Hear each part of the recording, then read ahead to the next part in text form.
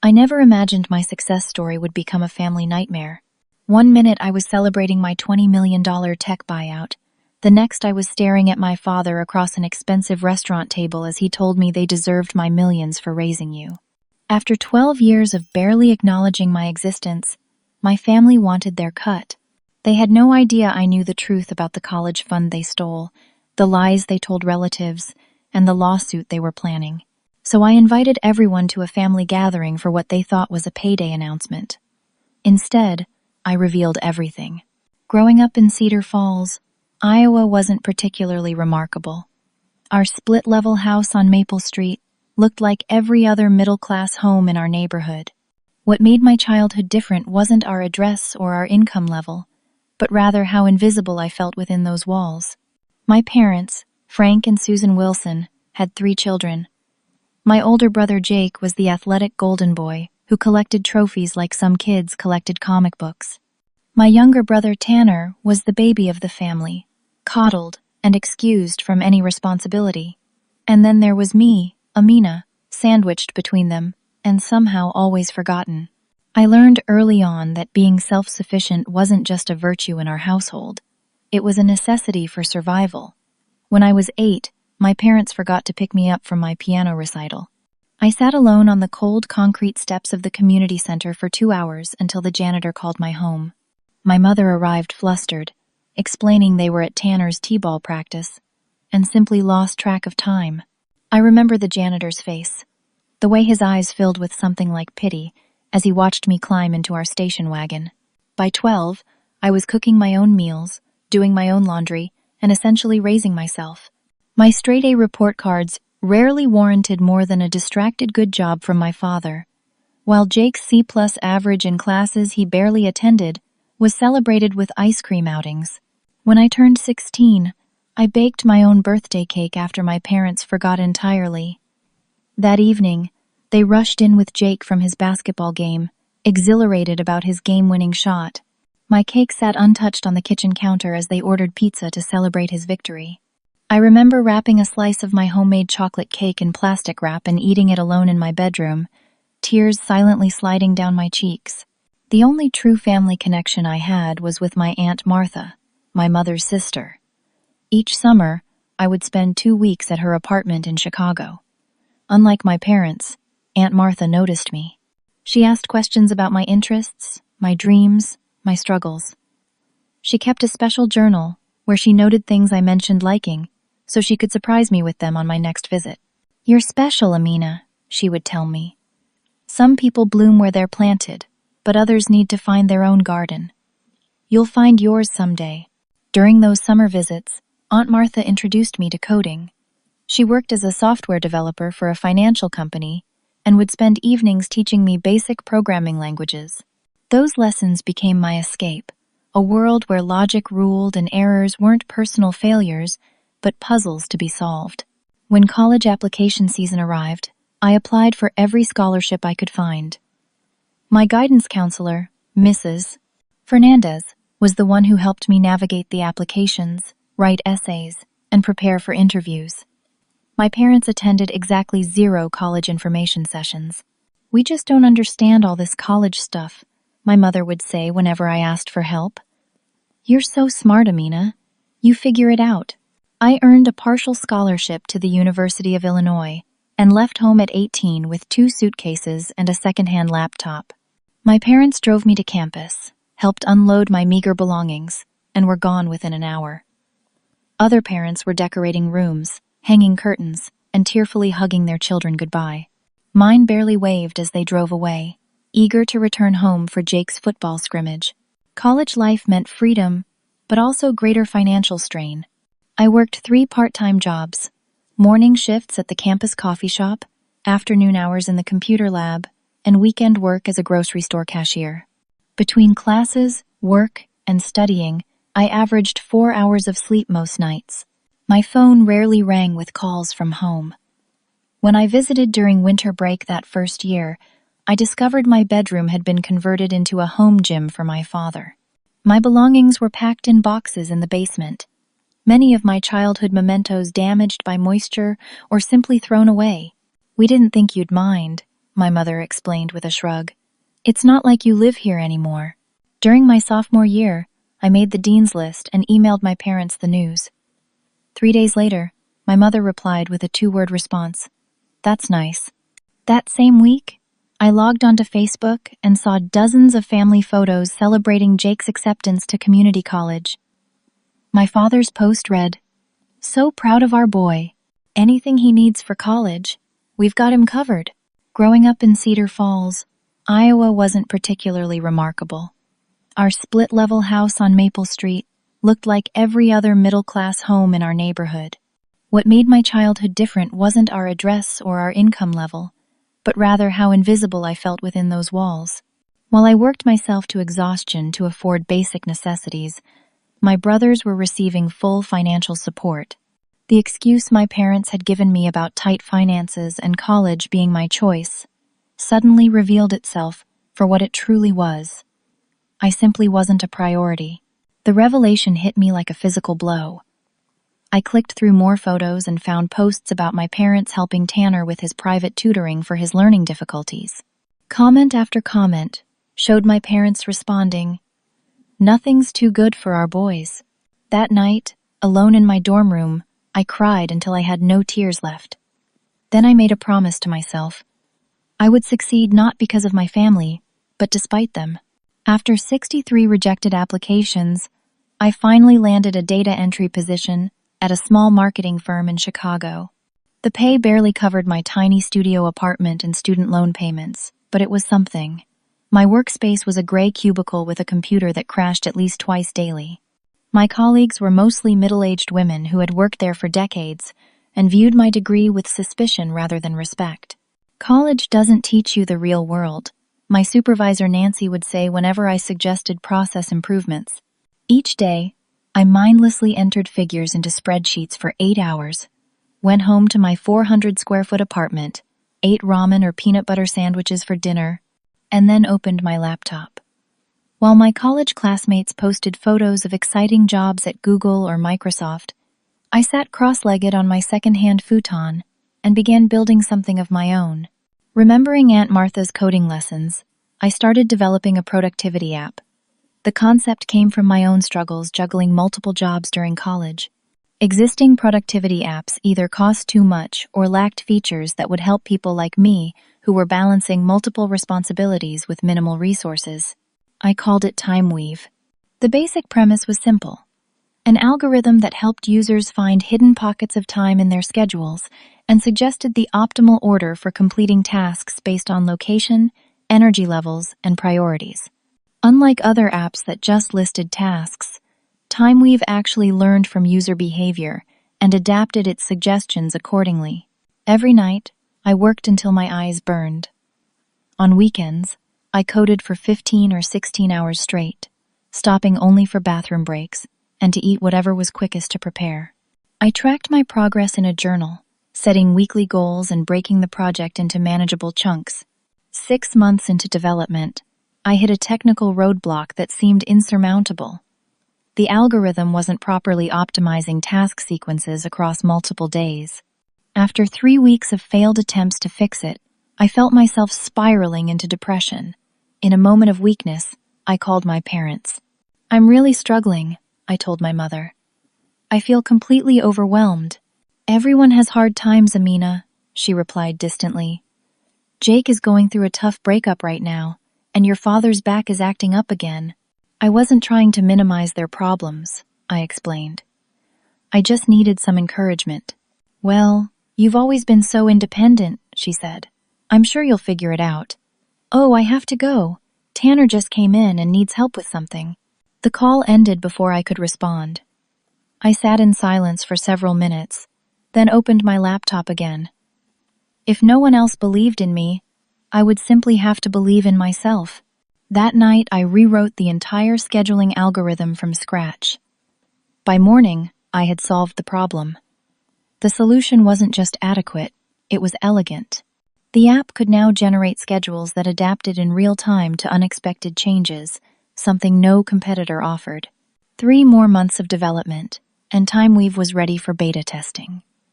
I reached out to former classmates, coworkers, and joined online forums for freelancers and gig workers who might benefit from the app.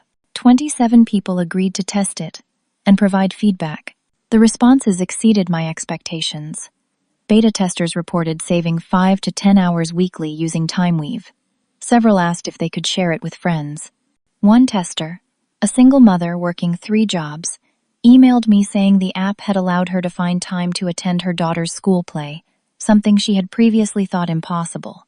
That email validated everything. I wasn't just building a product. I was creating something that could genuinely improve people's lives. I refined the app based on feedback, then launched a free version with basic features and a premium version for $5 monthly. Marketing consisted entirely of word of mouth and posts in productivity forums. In the first month, 300 people downloaded the free version. 28 upgraded to premium. It wasn't much, but it was a start. I continued working my day job while maintaining and improving TimeWeave at night. Slowly, steadily, the user base grew. By month 6, I had 3,000 users, with nearly 500 paying for premium features. Then something unexpected happened. A small tech blog called Future Tools featured TimeWeave in their Hidden Gems section. The article praised the app's intuitive design and innovative approach to time management. Downloads jumped to nearly 100 daily. I began receiving emails from users around the country sharing how TimeWeave had transformed their daily routines. A law student with ADHD said it was the only system that had ever worked for him. A nurse practitioner used it to balance hospital shifts with her doctoral studies. Their stories fueled my determination to make the app even better. I was updating the interface one Tuesday evening when my phone buzzed with a Twitter notification. Tech Maven, one of the most influential technology reviewers with over 2 million followers, had just tweeted, "Just discovered at TimeWeave app. Mind blown. This is what productivity tools should be." Watch this space, folks. Within hours, my phone wouldn't stop vibrating with notifications. Downloads skyrocketed from dozens daily to thousands. The app servers crashed under the sudden traffic surge. I stayed up all night upgrading the infrastructure, running on nothing but adrenaline and convenience store coffee. By morning, TimeWeave had over 20,000 new users. My inbox overflowed with messages, including several from investors interested in discussing funding opportunities. Among them was an email from Whitney Parker, founder of Horizon Ventures, a venture capital firm known for backing female entrepreneurs. "Your app solves a real problem with remarkable elegance," Whitney wrote. "I'd love to discuss how we might help you grow this into something bigger." I stared at my screen in disbelief. In 24 hours, my side project had transformed from a modest supplement to my income into a potential career-changing opportunity. As I finally fell into an exhausted sleep on my futon, I realized something profound had shifted. For the first time since I could remember, my future held more than just survival. It held possibility. The weeks following TechMaven's tweet were a whirlwind of activity. Investor emails flooded my inbox. Tech journalists requested interviews, and users sent messages ranging from heartfelt thanks to detailed feature requests. I took a week of vacation from my data entry job, claiming a family emergency, and spent every waking moment responding to inquiries and stabilizing the app infrastructure. Most of the investment offers came with concerning strings attached. One wanted to rebrand the app completely, another planned to pivot to business clients only, and several seemed more interested in acquiring my algorithm than supporting my vision. Whitney Parker, from Horizon Ventures, was different. Our first meeting was at a small cafe near my apartment. I arrived 30 minutes early, wearing the one professional outfit I owned, rehearsing explanations of my business model and growth projections. Whitney arrived precisely on time. In her early 40s with curly hair and bright blue glasses, she carried herself with the easy confidence of someone comfortable in her own skin. "So," she said after we ordered coffee, "tell me why you created TimeWeave." I had prepared to discuss technical specifications and market analysis. Instead, I found myself sharing the story of working 3 jobs during college, of struggling to find even 5 minutes for myself, of believing there had to be a better way to manage the chaos of modern life. Whitney listened intently, asking thoughtful questions about my design choices and the problems I was solving. By our second coffee, the conversation had shifted from what TimeWeave was to what it could become. "Here's what I see," Whitney said, sketching on a napkin. "TimeWeave isn't just productivity software. It's a tool for reclaiming agency in a world that increasingly demands we sacrifice personal well-being for productivity." That's powerful, Amina. 2 weeks later, I signed a deal with Horizon Ventures for $3 million in exchange for 20% equity. The agreement included a seat on the board for Whitney, but guaranteed I would maintain creative control as CEO. With funding secured, I resigned from my data entry job. Nancy, my supervisor, seemed genuinely confused why anyone would leave such a stable position for something as risky as a startup. "I hope you know what you're doing," she said, as I cleared out my desk. "Not everyone can be Mark Zuckerberg." I rented a small office space in downtown Chicago and began building a team. My first hire was Devin, a brilliant developer I'd known in college who had been laid off from a gaming company. Then came Jordan, a UX designer whose portfolio showed exactly the clean, intuitive aesthetic I wanted for TimeWeave. The transition from solo developer to company leader wasn't smooth. I second-guessed every decision, worried about spending investors' money, and worked 18-hour days trying to oversee every aspect of development. Whitney noticed my struggle during our weekly check-ins. "You need to delegate," she advised over lunch 3 months in. "Building a company isn't about doing everything yourself. It's about finding great people and empowering them to excel." Following her advice, I expanded the team to include a marketing specialist, a customer support manager, and another developer. Each new hire brought expertise I lacked and perspectives that improved the product. With a dedicated team focusing on different aspects of the business, TimeWeave evolved rapidly. We released an enterprise version for companies, added language support for Spanish and French, and developed advanced analytics features that helped users understand their productivity patterns. Our user base grew exponentially. 6 months after funding, we hit 1 million users worldwide. Revenue from premium subscriptions and the enterprise version exceeded projections by 40%. Tech websites that had once ignored my emails now reached out for exclusive interviews. The most surreal moment came when Time magazine included me in their Innovators to Watch feature. The photographer spent hours capturing images of me looking pensively at computer screens and gesturing animatedly in meetings. The final selected photo showed me standing by our office window, Chicago skyline behind me, looking confidently toward the horizon. When the magazine hit newsstands, I bought 10 copies and mailed one to Aunt Martha, who called me crying with pride. I debated sending copies to my parents, but decided against it. Their silence since I'd left home spoke volumes. 18 months after Whitney's investment, something unexpected happened. TechFusion, one of the largest technology companies globally, expressed interest in acquiring TimeWeave. Their initial offer was $12 million, which I politely declined.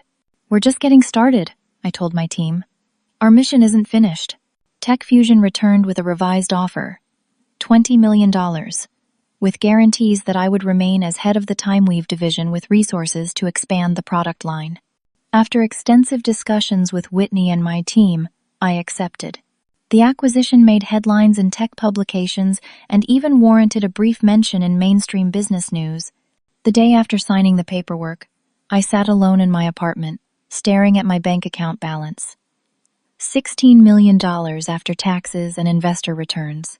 Money had never been my primary motivation for building TimeWeave, but the security it represented was overwhelming. I remembered eating ramen noodles for days straight to afford textbooks, choosing between paying rent and buying medication when I got bronchitis my junior year, calculating to the penny how much gas I could afford to put in my ancient Honda. Now, at 28 years old, I never had to make those calculations again.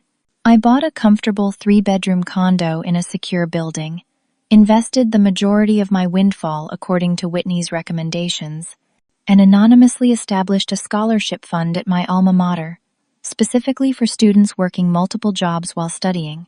Business Insider ran a profile titled, "The TimeWeave Revolution: How Amina Wilson built a $20 million company from her futon.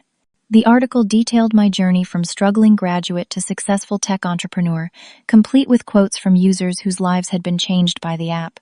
3 days after the article was published, my phone rang with a number I barely recognized. It had been so long since it had appeared on my screen that for a moment I thought it might be a spam call. It was my mother. "Amina, honey, it's been too long. Your father and I were just talking about you yesterday, saying we should call. How are you?" Her voice held a warmth I couldn't remember hearing since early childhood. In the background, I could hear my father asking if it was really me. "I'm fine," I replied, trying to process this sudden interest. "Busy with work." "Yes, we saw the article. We're just so proud. Our daughter, the millionaire tech genius. We always knew you would do something special."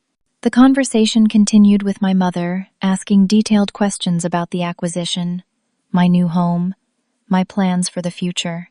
Not once did she mention the years of silence, the missed birthdays, the lack of support during college. "We should all get together," she suggested enthusiastically. "A family reunion. Jake and Tanner are dying to see you. We could meet somewhere nice, celebrate your success." I agreed more out of curiosity than desire. We arranged to meet the following weekend at Hudson's, an upscale steakhouse downtown. As I ended the call, a notification popped up on my phone. A friend request from Jake, followed immediately by one from Tanner, then friend requests and messages from cousins, aunts, and uncles I hadn't heard from in years. My family tree had suddenly bloomed, its branches heavy with the fruit of my success. Hudson's Steakhouse emanated old-world luxury with its dark wood paneling, leather booths, and waitstaff dressed in crisp black attire. At $200 per person minimum, it was the kind of establishment my family would never have considered before. I arrived 15 minutes early, selecting a corner booth that offered some privacy while allowing me to watch the entrance. My outfit, a simple black dress with minimal jewelry, had been chosen carefully to appear successful but not ostentatious. At precisely 7 o'clock, they arrived. My mother wearing a new dress with price tags hastily removed, my father in what appeared to be a newly purchased suit, Jake sporting an expensive watch that caught the light as he gestured, and Tanner in designer clothing that still bore the stiff creases of unworn fabric. "There she is!" My father's voice boomed across the restaurant as he approached. "Our brilliant girl!" Hudson's Steakhouse emanated old-world luxury with its dark wood paneling, leather booths, and waitstaff dressed in crisp black attire. At $200 per person minimum, it was the kind of establishment my family would never have considered before. "You look amazing," my mother gushed, examining me from head to toe. "Success certainly agrees with you." He enveloped me in a hug that felt foreign after so many years without physical contact. My mother followed suit, her perfume overwhelming as she kissed both my cheeks. Jake and Tanner offered awkward half-hugs, like embracing a distant acquaintance rather than a sister. The waiter appeared to take drink orders. My father requested their most expensive bottle of champagne without glancing at the price, then turned to me with a wink. "We're celebrating tonight." Instead, they sprinkled the conversation with references to my wealth and success, as if they had always been my most ardent supporters. "We always told everyone our Amina was special," my mother said, reaching across to pat my hand. "Remember, Frank? Even when she was little, we knew she was going places." My father nodded enthusiastically. "That's right. Always had her nose in a book or fiddling with computers." We encouraged that independent spirit of hers. The revisionist history continued throughout the main course. According to their new narrative, they had always prioritized my education, supported my interests, and believed in my potential. Jake and Tanner occasionally exchanged glances, but said nothing to contradict this fabricated past. As dessert arrived, the conversation subtly shifted. "So," my father began, setting down his fork, "we've been having some financial difficulties lately." "Oh?" I responded, taking a small bite of cheesecake. "The economy. You know," he continued vaguely. "My back problems have limited my work hours, and your mother's retail job barely covers groceries." My mother nodded solemnly. "And the boys have had their struggles too." Jake cleared his throat. My student loans are killing me. The interest is insane. And I can't even afford to finish my degree, Tanner added. Tuition keeps rising. I listened quietly, recognizing the groundwork being laid. The pretense of family reunion was dissolving, revealing the true purpose of our gathering. We're so proud of what you've accomplished, my father said, leaning forward. $20 million! That's incredible. And it got us thinking about family and what that means. What does it mean? I asked, maintaining eye contact. Well, he smiled uncomfortably. Family supports each other. We raise our children, sacrifice for them, and then, when fortunes turn, everyone contributes to the family welfare. It's how things work. I see, I replied neutrally. And what kind of contribution did you have in mind? He exchanged glances with my mother before continuing. We figure $5 million would be fair. After all, we invested 18 years raising you. That's a long-term investment that's finally paying dividends. The word invested hung in the air between us. Not loved or nurtured, but invested, as if I had been a financial transaction rather than a child. $5 million would solve all our problems, my mother added quickly. Frank and I could retire comfortably, the boys could finish school debt-free, and we could all have the security we deserve. You deserve? I repeated. Well, yes, my father said, his tone hardening slightly. We're your family. Your success is, in many ways, a result of how we raised you. Jake nodded. Plus, if things were fair, we'd all get equal shares anyway. That's how family wealth should work. Equal shares, I echoed. So each of you wants $5 million.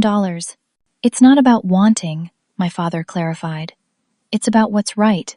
We gave you life, raised you, put food on the table, clothes on your back. Now you have the chance to repay that investment. I took a slow sip of water, processing the audacity of their demand. After years of neglect and indifference, after providing minimal emotional or financial support, they now claimed entitlement to my success. I'll need to think about this, I said finally. My father's face fell slightly. Clearly, he had expected immediate agreement. What's there to think about? We're family. Yes, I replied, signaling for the check. That's precisely what I need to think about. The waiter appeared with the bill, which I paid without examining the total. As we stood to leave, my mother squeezed my arm. We're thinking of looking at lake houses, she whispered. Nothing extravagant, just something with enough room for everyone during holidays. Wouldn't that be lovely? The whole family together again. I offered a non-committal smile and bid them good night, promising to be in touch soon with my decision. The following morning, I received an email from my cousin Sarah, whom I hadn't spoken to in years. The subject line read, "Congratulations, and a favor?" The message explained that my parents had told everyone I was sharing my wealth with the family. Sarah congratulated me on my generosity, before requesting $20,000 for her son's college fund. By afternoon, 3 more relatives had reached out with similar messages, each referring to promises I had never made. My phone buzzed with a text from Jake. Just put a deposit on a new Lexus. The dealership needs the rest by Friday. When can you transfer the funds? Before I could respond, another text arrived from Tanner. Mom and Dad are looking at a vacation home in Florida. They need the down payment as soon as possible. They weren't even waiting for my answer. They had already begun spending money I hadn't agreed to give them. That evening, Aunt Martha called. Her voice held none of the entitlement or excitement of my other relatives. "Amina," she said gently, "I'm hearing some concerning things from the family grapevine. Are you okay?" They weren't even waiting for my answer. They had already begun spending money I hadn't agreed to give them. "I suspected something like this might happen," Martha sighed. "Your success has made you visible to them again, but for all the wrong reasons. What should I do?" I asked, feeling suddenly like the uncertain teenager I had once been. "That depends," she replied thoughtfully. "What do you want from this relationship? And more importantly, what do you deserve?" Her questions lingered in my mind long after we ended the call. What did I deserve from the people who had treated me as an afterthought until I became financially valuable to them? The answer, I realized, wouldn't be found in emotional reactions or hasty decisions. If my family wanted to treat this as a business transaction, perhaps it was time to conduct proper due diligence. The business card read Elliot Chambers, private investigator, in simple block letters. Whitney had recommended him, describing him as thorough, discreet, and uncompromising in his pursuit of facts. After explaining my situation, Elliot agreed to investigate my family's financial history and current circumstances. Financial investigations leave clear paper trails, he explained during our initial meeting. If there's a pattern of behavior or inconsistencies in their claims, we'll find it. While Elliot conducted his investigation, I maintained minimal contact with my family, replying to their increasingly urgent messages with vague assurances that I was working on arrangements and consulting with my financial advisors. 2 weeks after our meeting, Elliot requested we meet in person rather than discuss his findings over the phone. His office was sparse but professional, with filing cabinets lining one wall and a desk free of personal effects. "I've compiled a comprehensive report," he said, sliding a folder across the desk. "But I should warn you, the contents may be distressing." The folder contained bank records, loan applications, credit reports, property assessments, and court documents spanning the past 20 years. The story they told was far different from the one my family had presented. My father's back problems had indeed limited his work hours, but not for the reason he claimed. Court records showed he had been reprimanded for gambling during work hours, resulting in reduced responsibilities and pay. His personal bank accounts revealed regular, large withdrawals near casinos and online transfers to betting sites.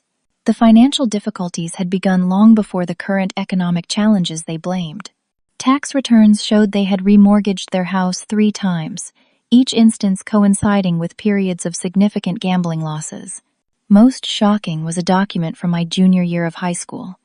A college fund in my name had been established when I was born, with regular contributions until I was 16. Then, in a single transaction, the entire account was emptied. The withdrawal form bore my father's signature and listed family emergency as the reason. "There was no family emergency during that period," I told Elliot, my voice tight with anger. "That was when I was applying for scholarships because they claimed they couldn't afford to help with college." Elliot nodded grimly.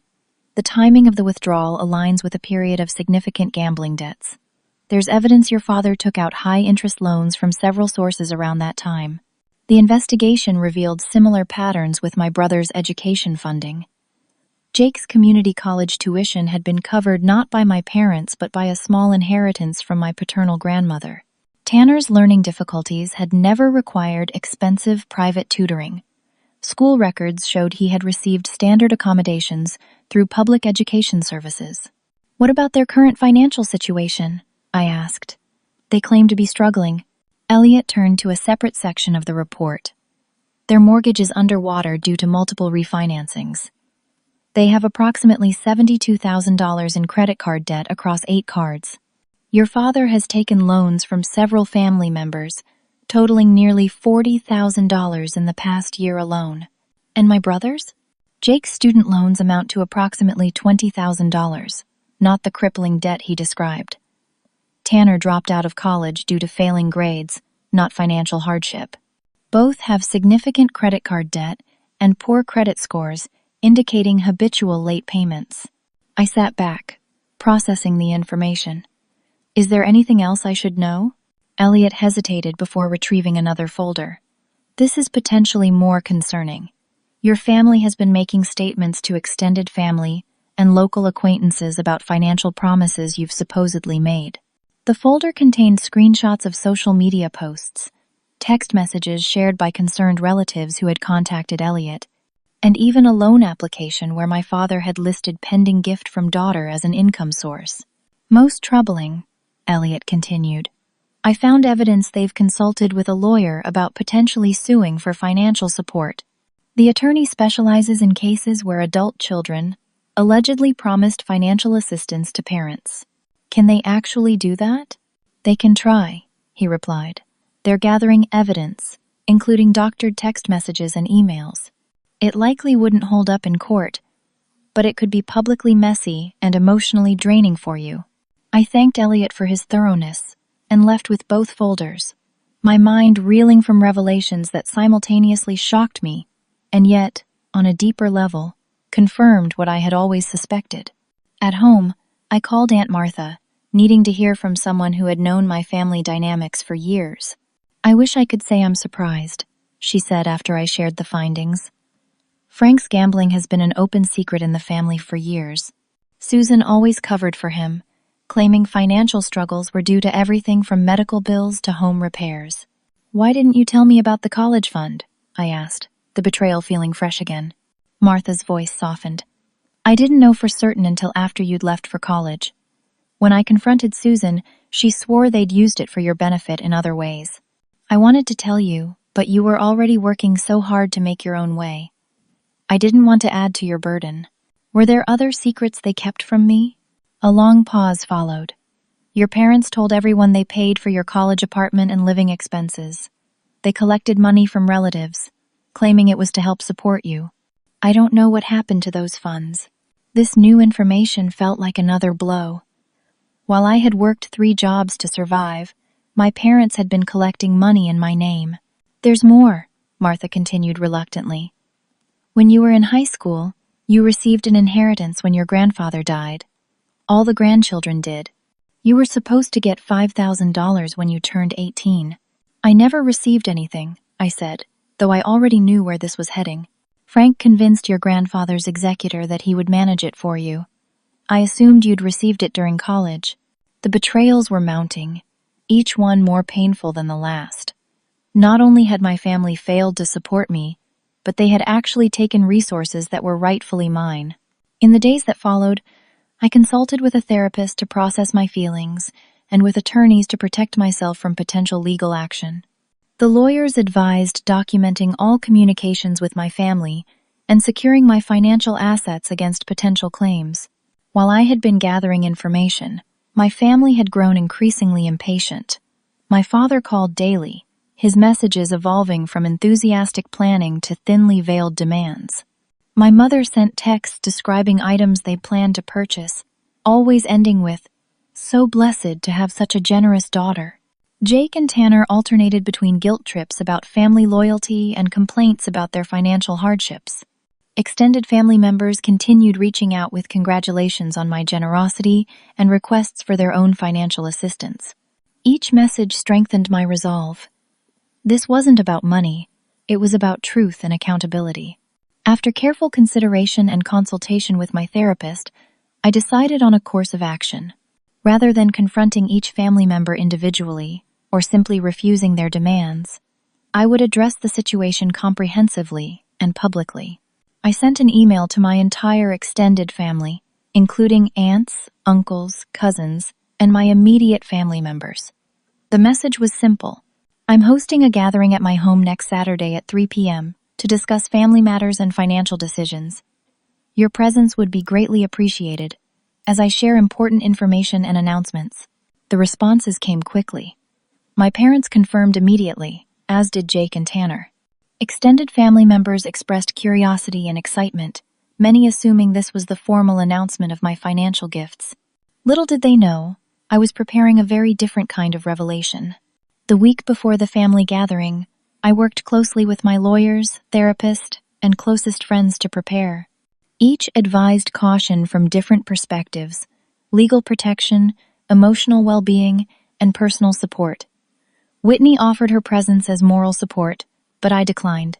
This was a family matter I needed to handle myself.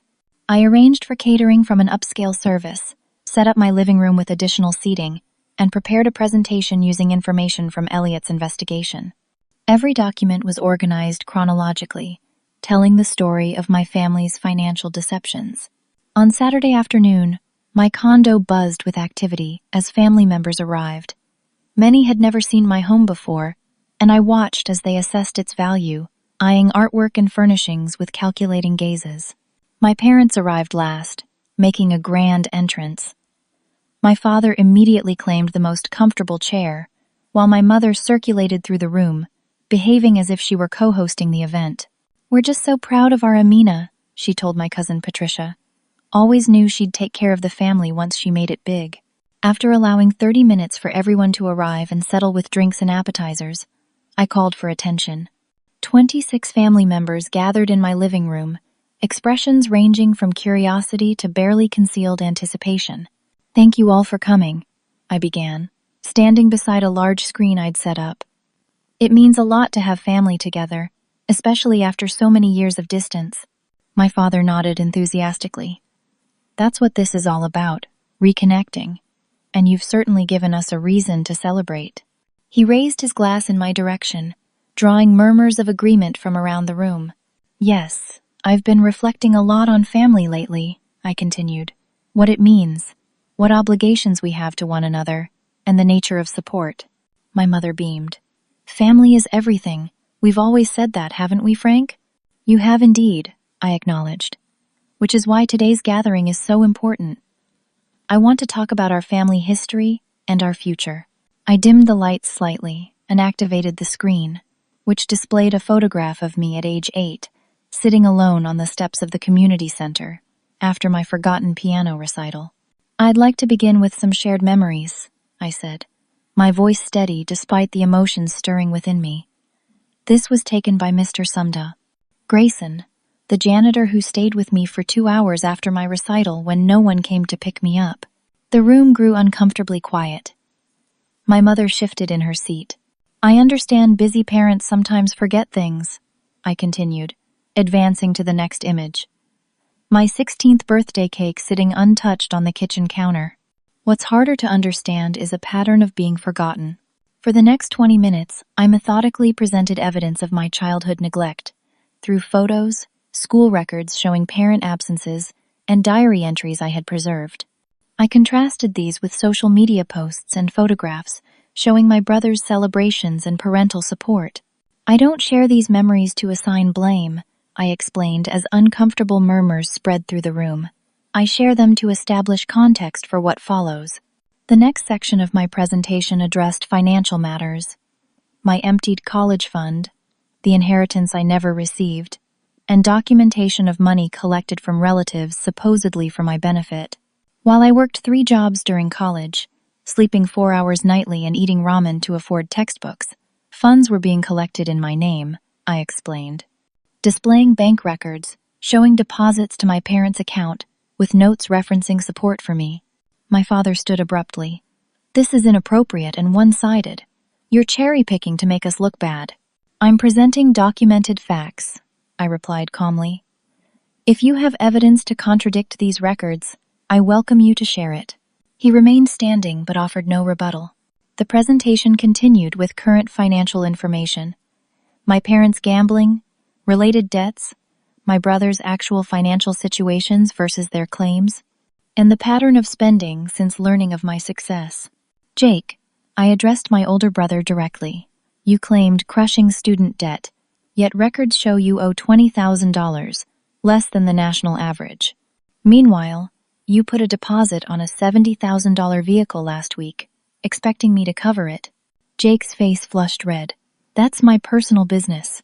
"It became my business when you expected me to pay for it," I countered. My mother stood now, hands trembling. "Why are you doing this? We came here to celebrate family, not to be attacked." "We're not here to celebrate family," I corrected her. "We're here because you demanded $5 million from me for raising me, despite years of emotional neglect and financial manipulation." The room fell silent again, as relatives processed this information. Several exchanged glances, clearly recalibrating their understanding of the situation. The final section of my presentation revealed the most damaging discovery: evidence of my parents' plans to sue me if I refused their demands, including consultations with attorneys and attempts to gather manipulated evidence. "This email," I said, displaying correspondence between my father and a lawyer, "outlines a strategy to claim I had verbally promised financial support, creating a basis for legal action." Gasps and whispers spread through the room. My Aunt Patricia stood up, gathering her purse. "I think I've seen enough. Frank, Susan, you told us Amina was sharing her success willingly. You never mentioned demands or lawsuits." Others began shifting uncomfortably, the atmosphere having transformed from anticipation to discomfort. My father, red-faced and defensive, pointed at me accusingly. You've always been selfish. After everything we sacrificed for you, this is how you repay us? By humiliating your family? What exactly did you sacrifice for me? I asked quietly. My college fund? My inheritance? The emotional support every child deserves? Before he could respond, my cousin Michael interrupted. Frank, you borrowed $15,000 from me last year, saying Amina was giving you money to repay family debts. Was that a lie? Similar questions began emerging from around the room as relatives realized they too had been misled. My mother, seeing the situation unraveling, tried a different approach. Amina, honey, we made mistakes. All parents do. But we love you. Isn't family about forgiveness? Forgiveness requires acknowledgement and remorse, I replied. You've shown neither. Instead, you've attempted to capitalize on my success while continuing patterns of manipulation and dishonesty. I turned to address the entire room. I didn't arrange this gathering to humiliate anyone. I arranged it to establish truth and boundaries. For those who were misled about my financial intentions, I apologize.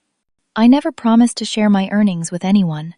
Uncle Robert, my father's brother, stood up. Frank, we need to talk. You told me Amina had agreed to help with Mom's nursing home costs. I've been counting on that. She was going to, my father insisted desperately. Before she decided to turn on her family. No, I corrected firmly. I never agreed to any financial support. That was a narrative created to justify demands and manipulate relatives. The gathering dissolved into smaller confrontations as family members questioned my parents and brothers about specific claims and borrowed money. Some approached me quietly, offering apologies for their assumptions or sharing similar experiences of manipulation. My parents and brothers huddled near the door, their expressions a mix of anger, embarrassment, and defeat. As they prepared to leave, I approached them one final time. I didn't do this out of vengeance, I said softly. I did it because patterns don't change without accountability. I earned my success despite lack of support, not because of it. That success doesn't create retroactive entitlement. My father couldn't meet my eyes. My mother dabbed at tears that seemed more about embarrassment than remorse. Jake stared stonily at the floor while Tanner fidgeted uncomfortably. You're making a mistake, my father said finally. Family is all that matters in the end. I agree, I replied. That's why I'm choosing to surround myself with people who understand what family truly means. Mutual respect, honesty, and genuine support. After they left, other relatives gradually departed as well. Some expressed sympathy for my situation, others embarrassment at having been unwitting participants in my family's schemes. A few remained angry, having lost anticipated financial windfalls. The last to leave was Aunt Martha, who embraced me tightly. I'm proud of you, she whispered. Not for your success or your money, but for your courage to stand in your truth.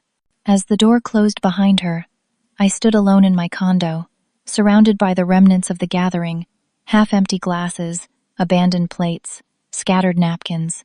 The confrontation had been necessary, but emotionally draining. I moved to the windows overlooking the Chicago skyline, watching lights flicker on as evening approached. For the first time since my family had re-entered my life, I felt genuine peace. Not happiness, not triumph, but the quiet certainty that comes with finally closing a painful chapter. My phone buzzed with a text from Whitney. How did it go? I typed a simple reply. It's done. I'm free.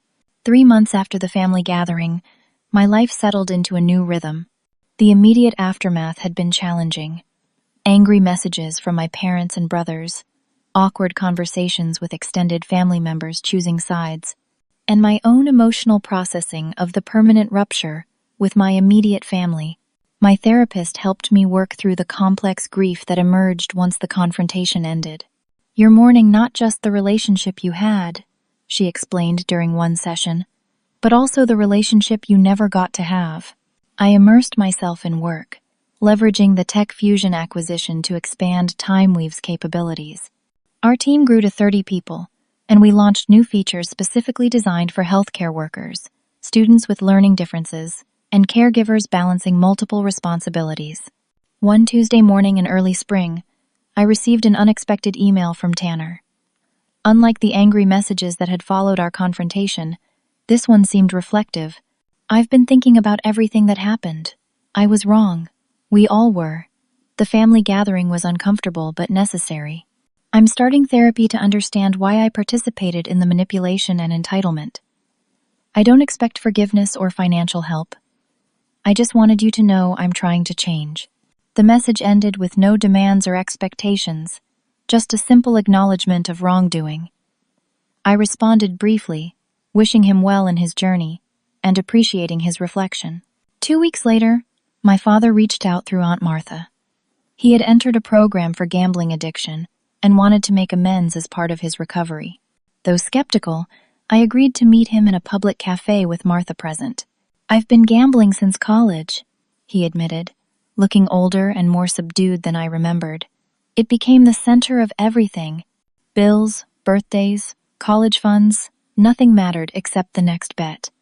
I told myself I was one win away from fixing everything." "Including my college fund?" I asked directly.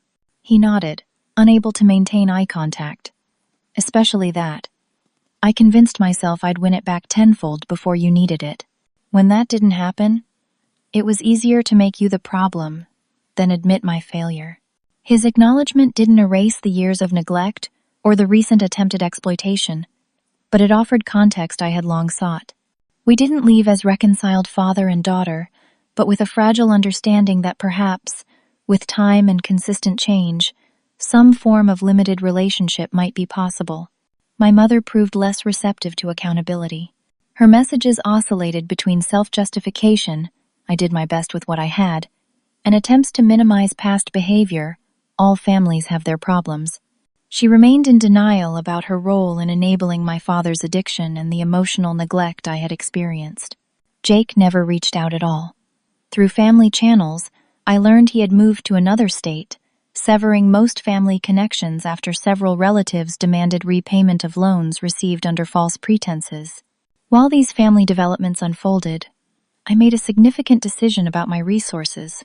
Working with financial advisors and attorneys, I established the TimeWeave Foundation, dedicated to supporting young people without family financial support, pursuing education and entrepreneurship. The foundation offered not just scholarships but mentorship programs, housing assistance, and seed funding for innovative ideas. We partnered with community colleges and technical schools, recognizing that traditional universities weren't the only pathway to success. My first major initiative was creating a residence program for students who, like me, had no home to return to during school breaks. The program provided year-round housing, community meals, and emotional support during traditionally family-centered holidays. Many talented young people face barriers not just of finances but of belonging, I explained during the program's launch event. Success shouldn't require working 3 jobs while studying, or spending Christmas alone in an empty dorm. The foundation's work brought meaning beyond business success. Each student's story resonated with my own experience. Each grant awarded represented opportunity I wished I'd had. For the foundation's advisory board, I invited accomplished professionals who had overcome similar challenges. Among them was Dr. Renee Carter, a renowned psychologist, specializing in family dynamics, who had herself been estranged from her family of origin. "What you're creating isn't just financial support," Renee told me after our first board meeting. "You're validating experiences many people feel they must hide. The shame of family dysfunction often outlasts the dysfunction itself." Her words crystallized something I had been feeling. By speaking openly about my own family experience, I was helping normalize conversations many considered taboo. With Renee's encouragement, I began sharing my story at conferences and in carefully selected media interviews. Not the sensationalized version focusing on family drama and millions of dollars, but the more nuanced reality of building success without traditional support systems. These appearances generated unexpected connections. People approached me after speeches or reached out online, sharing similar experiences of family estrangement, financial exploitation, or achieving success only to face entitlement, from previously absent relatives. What began as occasional conversations evolved into an informal network of mutual support. We created a private online community where members could share experiences, resources, and strategies for navigating complex family dynamics. "We're creating the supportive community we didn't have," explained Morgan, a best-selling author who had joined our group after facing similar demands from estranged relatives following her literary success. On the 1-year anniversary of the family confrontation, I hosted a different kind of gathering, a celebration of chosen family. My condo filled with people who had become essential to my life. Whitney, whose mentorship had extended far beyond business, my core TimeWeave team, who had weathered company growth alongside my personal challenges, foundation board members, and friends who had offered unconditional support. Aunt Martha attended as guest of honor, her unwavering presence throughout my life, finally receiving the recognition it deserved. I presented her with a custom jewelry piece inscribed with the words she had often told me, "Some bloom where planted, others find their garden." Tanner also attended, arriving nervously but welcomed without judgment. His 6 months of therapy and 12-step program for children of addicts had created visible changes. He participated quietly, listening more than speaking, observing the authentic connections that filled the room.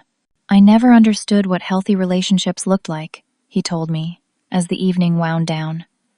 "Watching you with these people, I'm beginning to see the difference." My relationship with Tanner remained cautious but evolving, a reminder that transformation was possible with genuine effort and accountability. My father maintained his recovery, now 9 months gambling-free. Our interactions were limited to occasional coffee meetings, always in public places, always focused on the present, rather than revisiting past grievances. It wasn't the father-daughter relationship portrayed in greeting cards, but it was honest and appropriate to our history. My mother eventually entered therapy after realizing her enabling patterns were affecting relationships beyond just mine. Our communications remained minimal but civil, a delicate balance of acknowledging our connection without ignoring the damage done. Jake remained estranged by his choice. I had reached out twice with openings for conversation, receiving no response. I had made peace with the probability that some relationships could not be salvaged. Throughout this year of transformation, TimeWeave continued to thrive. We launched TimeWeave Community, a feature allowing users to share customized schedules and productivity strategies. The app became particularly popular among neurodivergent users, who appreciated its flexibility and adaptive learning capabilities. My personal growth paralleled my professional success. The anxious, overworking founder had evolved into a more balanced leader who prioritized well-being alongside achievement. I still worked hard, but had learned to create space for relationships, self-care, and experiences beyond career advancement. As I looked around my living room that evening, watching chosen family connect in authentic conversation, I reflected on the journey that had brought me here. From the forgotten child making her own birthday cakes to the entrepreneur facing down family exploitation, each challenge had shaped but not defined me. My success hadn't come from family support or connections, but from determination, resilience, and the scattered kindnesses of people like Aunt Martha, Mrs. Fernandez, and eventually Whitney. The greatest achievement wasn't the millions in my bank account, but the life I had built. Purposeful work, meaningful relationships, and the freedom to define family on my own terms. "What are you thinking about?" Whitney asked, noticing my momentary reflection. "That true wealth isn't what's in your bank account," I replied. "It's having people in your life who value you for who you are, not what you can give them." She nodded, understanding the deeper meaning behind my words. "And you've built quite a fortune by that measure." Looking around at the vibrant community filling my home, I couldn't help but agree. The painful family confrontation had been necessary not just to protect my financial resources, but to create space for authentic connections to flourish. The journey hadn't been easy, and certain wounds would always remain tender. But standing in a home filled with genuine care and respect, I knew I had found what I had sought all along, not success or vindication, but belonging on my own terms. What about you? Have you ever had to set difficult boundaries with family or friends who only appeared when they needed something? How did you handle that situation? And what did you learn from it? I'd love to hear your experiences in the comments below. And if this story resonated with you, please like, subscribe, and share with someone who might need to hear this message today. Thank you for joining me on this journey. And remember, your worth isn't determined by what you can give others, but by the authenticity and courage you bring to your own life.